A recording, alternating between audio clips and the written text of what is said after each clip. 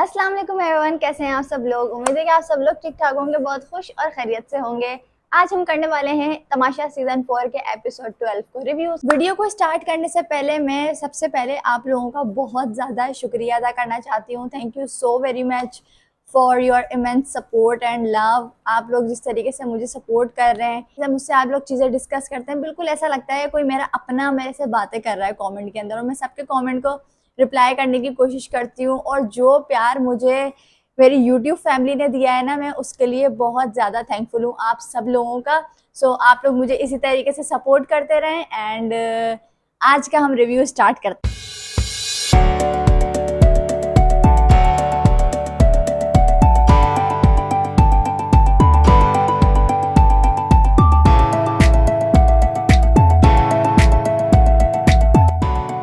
सुबह हुई और सुबह होते ही बादशाह सलामत की आवाज़ आई कि महाम, आपने जो नाश्ता मंगवाया था वो आप तब ले लें, आपका नाश्ता आ गया है।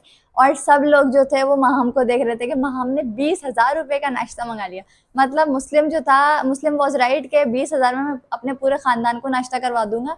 महाम ने 20,000 का नाश्ता किया है। मतलब ये लोग, इन लोगों को या तो ये लग रहा है कि या तो हम जीतेंगे नहीं, तो क्यों ना हम इसमें से खा पी के चले जाएं। हो सकता है आप खुद भी जीत जाओ तो फिर आपके पास भी कट कटा के रकम पहुंचेगी, इनामी रकम जो होगी। तो इसलिए ये लोग जो थे ये काफ़ी ज़्यादा गुस्सा भी हो रहे थे और बातें कर रहे थे कि इसने इस तरीके से क्यों किया। और फिर दोबारा से वो काशिफ अब्बू जो थे हमारे, वो मैदान में उतर आए। उन्होंने बोला, देखो किसी को न्यूट्रिशन की भी कमी हो सकती है। मतलब न्यूट्रिशन की कमी किसी को हो ही नहीं रही है। राशन आया है वो इस दफ़ा, वो बहुत अच्छा राशन आया है, सबको बहुत अच्छे से अच्छा खाना मिल रहा है। वरना पिछले हफ्ते में देखा गया था कि पहले दिन ही वो 2.5 और 1.5 रोटियां और चावल बंटना शुरू हो गए थे। इस वाले हफ्ते के अंदर कम से कम ये चीज़ नहीं है। मतलब सबको अच्छा खासा मिल रहा है, लेकिन पता नहीं क्या सीन था। महाम ने मंगवा लिया, या तो इसलिए मंगवा लिया कि शायद उसको लगा मैं इस हफ्ते जा रही हूँ तो चलो मैं कुछ खा पी के जाऊँ। हमने देखा गानिया और रिदा की कोई बात हो रही थी, उसके अंदर उनकी लड़ाई स्टार्ट हो गई। एक चीज़ मुझे समझ में नहीं आती, अगर दो खवातीन लड़ रही हैं ना तो वो एक जनाना फड्डा हो रहा है, होने दो। क्यों घुस रहे हो उसके अंदर बीच में। मतलब बॉयज को चाहिए कि उस लड़ाई से ना थोड़ा दूर, चाहे आपकी दोस्त हो, लेकिन अपने दोस्तों को भी अकेला लड़ने दो, पता तो चले कि उनके अंदर कितना पोटेंशियल है। यहाँ पर ये होता है, रिदा की लड़ाई हुई, सैफ बीच में आ गए, गानिया की लड़ाई हुई, मुस्लिम बीच में आ गए। मतलब भाई इन लड़कों का क्या काम है लड़कियों की लड़ाई में। हमें भी थोड़ा सा एंजॉय करने तो पता लगे किसके अंदर कितना पोटेंशियल है, कौन कितना लड़ सकता है, कौन कितना अपने हक के लिए आवाज उठा सकता है। नहीं, यहाँ पर होता है एक लड़ाई हुई, एक किसी ने किसको कुछ बोला और उसके अपने दोस्त बीच में आ गए, फिर वो दो लड़कियां तो साइड में हो जाएंगी, फिर उन दोनों की लड़ाई हो जाएगी। किसी की भी लड़ाई हो बीच में कूद जाओ। अभी आप देखिएगा आगे बहुत सारी लड़ाइयां आएंगी, और आगे बहुत सारी लड़ाइयों में ऐसे लोग कूदे हुए होंगे जिनको कॉन्टेक्स्ट पता भी नहीं होगा कि लड़ाई होगी किस बात पर हो रही है, लेकिन वो फिर भी घुसे हुए होंगे। किस लिए?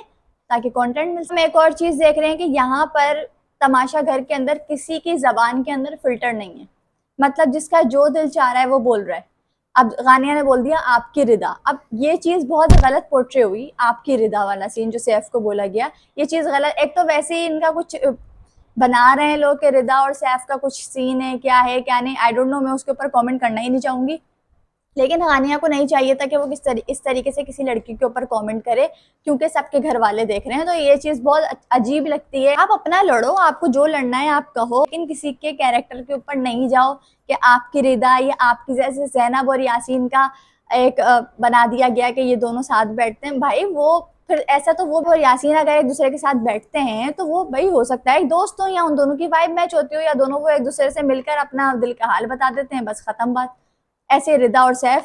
लेकिन मैंने देखा रिदा ने भी जैनब और यासीन के ऊपर कमेंट किया था कि इन दोनों का कुछ है, और उनका जो ग्रुप है वो जैनब से वैसे जल रहा होता है फजूल का। तो आप किसी को कुछ बोलोगे ना, आपके ऊपर वो रिटर्न होके आ जाएगा। और एक एपिसोड के अंदर ही गानिया ने जो है वो रिदा और सैफ का जो था, वो जो चुपके चुपके जो एक चीज हो रही थी, सब लोग खामोशी खामोशी से बोल रहे थे, वो एकदम नेशनल टेलीविजन के ऊपर आ गई कि भाई आपकी रिदा, जो कि गलत था। गानिया गलत थी इधर, उनको ये बात नहीं कहनी चाहिए थी। और जो लोग जैनब और यासीन के बारे में बोल रहे थे वो लोग भी गलत हैं, उनको भी नेशनल टेलीविजन के ऊपर नहीं कहना चाहिए, क्योंकि फैमिली सबकी देख रही है, सिर्फ एक बंदे की फैमिली नहीं देख रही है। अगर रिदा ये सोच रही है कि सिर्फ मेरी फैमिली देख रही है, उस जैनब की भी फैमिली देख रही है, जो दूसरी लड़कियां हैं उनकी भी फैमिलीज देख रही हैं। तो आप किसी के ऊपर कमेंट करने से पहले इतना जरूर सोचो कि अगर आप फेंकोगी ना तो वहां से भी आएगा, आपको एक्शन का रिएक्शन आपको जरूर मिलेगा। तो ऐसी कोई हरकत या ऐसी कोई बात नहीं बोलो कि फिर पलटकर आपके कैरेक्टर के ऊपर भी बात की जाए। गानिया और सैफ लड़ रहे थे, उसके अंदर मुस्लिम आए, मुस्लिम बोलते हुए निकल गए बेपैंदी का लोटा, और वो सैफ ने अपने ऊपर ले लिया। मतलब एक तो मैंने आपको क्या बोला, मैं पहले दिन से ही बात बोल रही हूँ, यहाँ पर सब उड़ते तीर ले रहे हैं। मतलब वो बोलता हुआ गया, उसने अपने ऊपर ले लिया। अगर अभी सैफ कुछ बोलता हुआ जा रहा होगा, मुस्लिम अपने ऊपर ले लेगा। मतलब यहाँ पर सारे उड़ते तीर ले रहे हैं। आपकी बात अगर नहीं हो रही है, खामोशी से बैठो यार, इग्नोर करो। अगर वो बोलता हुआ चला भी गया है तो इग्नोर करो। हाँ, जब वो आपका नाम लेके बोले तब आप उससे लड़ो। लेकिन खैर वो सैफ जो थे इस बात के ऊपर भड़क गए कि बेपैंदी को लोटा तुमने किसको बोला, और फिर उसके ऊपर एक लड़ाई शुरू हो गई। मतलब कल वाला एपिसोड जो था ना, वो लड़ाई से भरपूर था। फिर आए हमारे पास बादशाह सलामत, और उन्होंने आके एक टास्क दिया जिसके अंदर ज़ैनब, रिदा, माहम, मुस्लिम, मैडी और एक और थे। ये 6-7 लोग थे। इन लोगों ने पार्टिसिपेट किया। सबसे पहले रिदा ने वो टास्क पूरा किया, लेकिन रिदा ने कुछ ब्लंडर कर दिए। उसके अंदर हाथ से रस्सी को बांध दिया था, इस पे रिदा नहीं जीत पाई, और मुस्लिम जो थे वो जीत गए। और इस बात के ऊपर भी लड़ाई शुरू हो गई भाई, कि वो सैफ जो थे वो रिदा को सपोर्ट कर रहे थे। जाहिर है वो उनकी दोस्त हैं, तो वो रिदा को सपोर्ट कर रहे थे। उन्होंने बोला नहीं नहीं, रिदा का हुआ है। भाई जब बाहर निकल कर आएंगे ना सारे, तो आपको पता चल जाएगा कौन जीता है कौन हारा है। उससे पहले लड़ने का क्या फायदा। अमर भी लगे हुए लड़ने के अंदर, सैफ भी लगे हुए।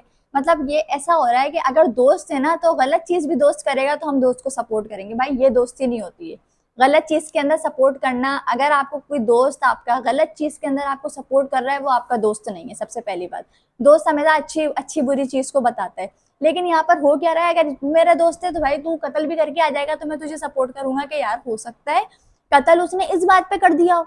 मतलब ये वाला सीन चल रहा है वहाँ पे। दोस्त तो बने हुए हैं वहाँ पे सारे, और दोस्तियां निभा भी बड़े अच्छे से रहे। उसके बाद दानिया ने फिर एक हरकत कर दी कि ज़ैनब आप मेरे लिए चाय बनाएंगी और आप मुझे सर्व करेंगी। क्यों, वो आपकी कोई पर्सनल असिस्टेंट लगी हुई है कि वो आपके लिए चाय बना के आपको सर्व करेगी? उसने मना कर दिया साहब, और उसको जेल में भेज दिया गया, और बोला गया जो उसके करीब करीब घूमेगा उसे भी जेल में डाल दिया जाएगा। ओमी साहब आ गए, क्योंकि ओमी को तो जाना था जेल ज़ैनब को तंग करने के लिए, वो भी ओमी भी चले गए अंदर। और फिर एक फन हो रहा था, वो उसकी एक्टिंग कर रहा था, ज़ैनब इंजॉय कर रही थी, फन हो रहा था वहां पर।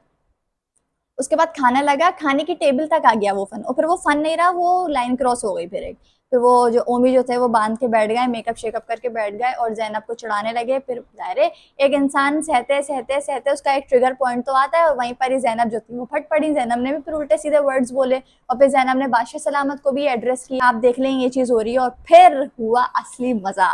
बादशाह सलामत आए और ओमी की क्लास हुई सही की। ओमी की शक्ल उस टाइम देखने वाली थी, मेरे दिल के अंदर जितनी ठंडक सी आ गई थी, आए हाय। तो ये इतने दिन से उछल रहा था ना, ये बहुत ज़रूरी था बादशाह सलामत के रब से। इसको शटअप कॉल ज़रूर मिलनी चाहिए थी, और वो बादशाह सलामत ने कल दे दी। बहुत अच्छा लगा मुझे। दानिया की भी क्लास हुई। दानिया देख रही है बैठी हुई। आप कहती किसी की जातियात पर बात नहीं होनी चाहिए। फातिहा, जो आप इस तरीके के गलत उर्दू के वर्ड यूज कर रहे होते हैं ना, फातिहा, फाते नहीं फातिहा।